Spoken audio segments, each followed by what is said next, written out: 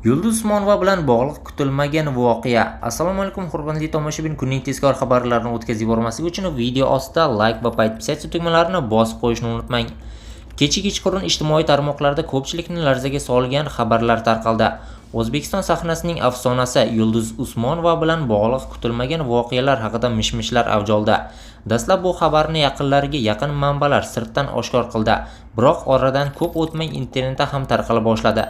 Aytishlaricha, Yulduz Usmonova so'nggi kunlarda o'zini yaxshi his qilmayotgani, sog'lig'i bilan bog'liq jiddiy muammolar paydo bo'lgani haqida gap-so'zlar chiqqan.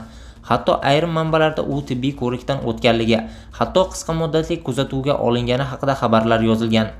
Eng e'tiborlisi, bu xabar fonida uning yaqinlaridan birining kutilmaganda vafot etgani haqida ham ma'lumotlar tarqaldi. Ayni damda bu xabar rasmiy tasdiqlanmagan bo'lsa-da, ijtimoiy tarmoqlarda minglab odamlar bu haqida fikr bildirmoqda. Yana bir shov-shuvli jihat, Yulduz Usmonova so'nggi paytlarda ba'zi rejalashtirilgan chiqishlarni bekor qilgani, konsert dasturlari to'satdan ko'chirilgani ham ko'pchilikning diqqatini tortdi. Ba'zi muxlislar bu sog'liq bilan bog'liq emas deb taxmin qilsa, boshqalar bu ortda yana bir sirli sabablarga ishora qilmoqda. Ko'pchilikni o'ylantirayotgan savol shuki, bu shunchaki vaqtinchalik holatmi yoki ortida katta voqea yashirinyaptimi? Yulduz Usmonova hozircha bu mish-mishlarga javob bermagan, lekin muxlislar internetda u haqida hozir qayerda, ahvoli qanday, yana sahnaga chiqadimi degan savollarni tobora ko'proq bermoqda.